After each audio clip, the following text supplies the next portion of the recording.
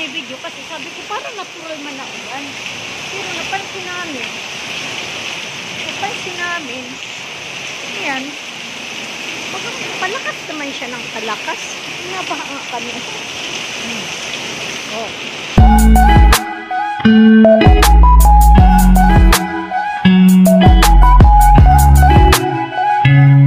Yung bunupal, Diyos ko minyo, sis, buti na lang tumila na talaga ang ulan. Sabado, Linggo, Lunes ka na yung umaga. Kala ko nga walang pasok ang mga bata. Nagmamadali kaming gumising kasi nga namuukan kami mga sis dahil doon sa ulan. Ayan, update natin yung ating wala akong kilay mga sis.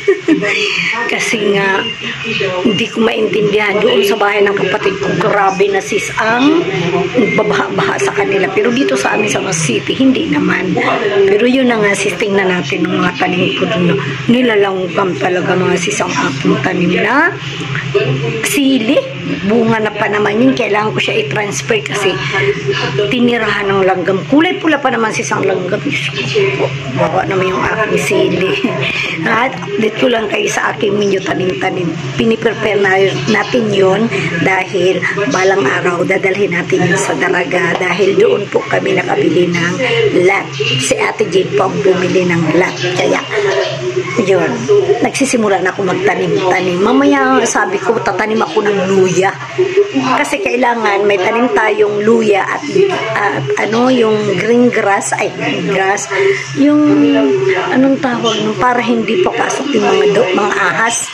Tatanim tayo nun, yung tanglad sa amin, tanglad. Tingnan nyo sis kung ang nangyari sa amin labas. Hey, thank you God. Uminit na ang panahon mga sis. Grabe, tulog ka.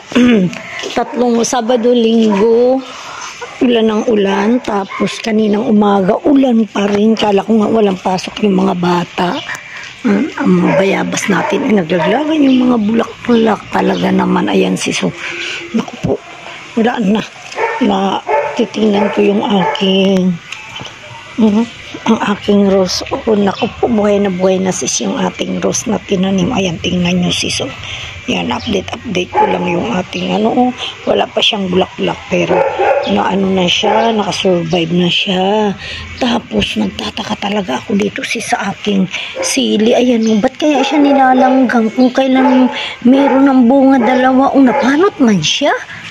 Siguro dahil merong itong langgam na nakatira dito. Loko-loko talaga itong mga langgam. Bakit dito tumira? Ay, sayang yung aking bakit kaya dito sila tumira? E di syempre mapapatay yung aking mga dito sila tumira. Ba't nangyari dito sa mga kurimaw na langgam na to? At dito tumira sa aking ayan Diyos ko po. Umayos kayo dyan. Daming langgam. Bakit nandito kayo sa sili? Sus, Ginoo. Ay, paano pa ito tataba kung ganito? Pinatay na nila. Tinan mo. Ay, naku, kailangan ko yatang ilipat yan, sis. Mga na patiri dito. Ano na ito? Ayan nga, mayroon nang bunga. Tingnan nyo, sis, Ayan, paano pa ito mamumunga kung kinakain nila? Naku, Diyos ko po. Ayan, sis, ito naman yung kulay, ang rose ko na kulay red. Ito kulay pink, puti. Tapos ito naman red. Sana mabuhay. Sana mabuhay sila. Alam nyo sis, itong tinanim ko nito ay, ito yung kalamansi. Ayan, kalamansi siya sis. Ayan, pinaano ko talaga yung kalamansi. Ayan. Para, ayan na, nagsitubuan na sila ang kalamansi. Nilagay ko lang siya dyan. Kasi gusto ko din makabuhay ng kalamansi. Tapos tingnan nyo yung sili ko na na walang langgam. Tataka ako kung kailan bumunga na yun, saka naman tatangkad na sila. Kung kailan bumunga na yun, saka naman nagkaroon ng langgam. Nakulo ko talaga itong mga kailangan ko yata siyang ilipat sa ibang paso. Kasi hindi ito mabubuhay kung may langgam nakatubo ka naman. Grabe ang tingnan nyo sis ang aking lunggan, matangkad na sis. Update lang sa aking mga tinatanim. Lunggan po ito sis. Ayan, lunggan. Dito sis ay nilagyan ko ito ng bayabas na malalaki. Ayan o, nakapulot ako ng bayabas na malalaki. Malalaki ang bunga, yung malalaki talagang bunga. Ayan, tinanim ko dito. Nilagyan ko yan sa ilalim. Tinanim ko kahapon, nung Sabado. Titingnan natin kung talagang lalaki siya kasi itong tanim ko na lunggan, ayan, matangkat siya para lang bonsai, ano. Tapos tingnan nyo yung aking tinanim na avocado, ayan, siso. Sabi ko sa inyo, bilis ko lang makapatubo, pero yun na nga, kasi nga ang purpose natin yan ay dadalhin natin sa daraga balang araw pagka kaya sinusurvive ko sila kasi kahit papaano dadalhin natin yan sa ating paruroonan balang araw. O, diba? Paruroonan. So, yun na nga mga sis. Ang bayabas na native, hindi natin alam kung anong nangyayari dito. Pero, syempre, tuloy pa rin ang bunga. Ang daming bunga. O. Ayan, bunga pa rin siya kahit konti, maliliit. Yun na nga sis, alam nyo malapit na naman mamunga yung langka.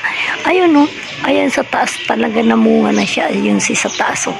Malaking malaki ang bunga ng langka. Ayun sa taas o. Talaga nag-start na naman siya mamunga yan. Balang araw, hinog na naman yan. Balang araw. Ayan, nag-start na rin siya Ito yung mga dating kinuhaan ko ng Pero one of these days siguro tatanggalin ko yung mga ito. Itong mga patay na. Shot naman sa bunganga ko eh.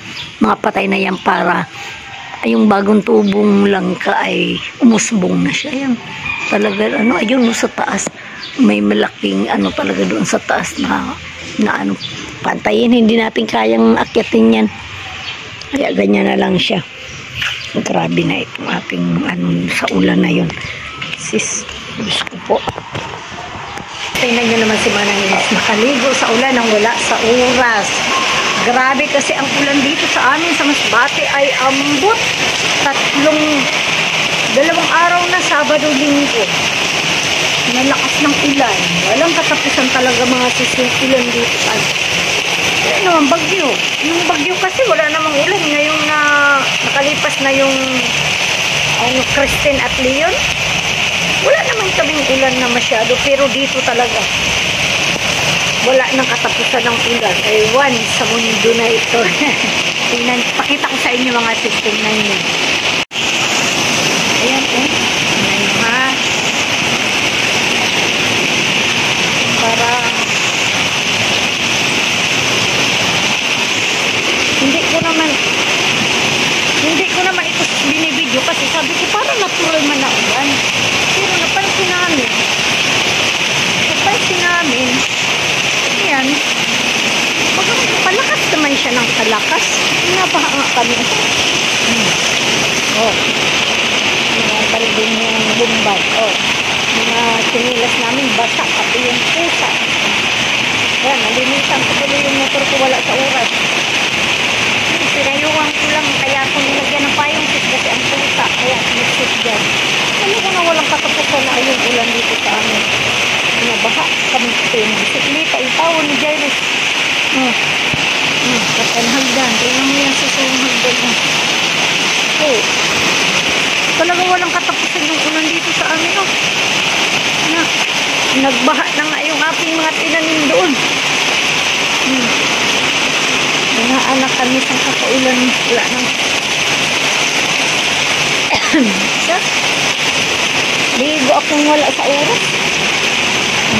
So yun na nga mga sis, ang ating update na kahit umuulan sis, namili din kami ni Jade ng pangsalad natin sa darating na ating Christmas. Pangsalad lang kasi ang gusto ni Jade ay magsalad. So kahit umuulan mga sis, nakarating din kami mga sis doon sa LCC namili at nabudol pa kami nung yung biskwit lang naman ang laman nun mga sis. Diyos ko, naluka ako dun sa binamili namin ni Jane. Karating talaga kami kahit super lakas ng ulan talaga mga sis. Kasi ngayong papasok ng December, sure na tataas na lahat ang mga item bilihin doon sa sa LCC. Kaya namili na kami pang salad, pang pansit, kung ano yung gusto namin na ihahanda sa misa itong darating na Christmas. So yun lang mga sis, maraming pong salamat. Thanks for watching. December 1, lakas ng ulan. Talaga grabe. Update lang po sa ating Christmas vlog. Yun lang sis, maraming pong salamat. Please subscribe my YouTube channel, Manami's Vlog. Ayan po sis. At like and share na rin po. Thank you. Merry Christmas sa ating lahat. Bye-bye.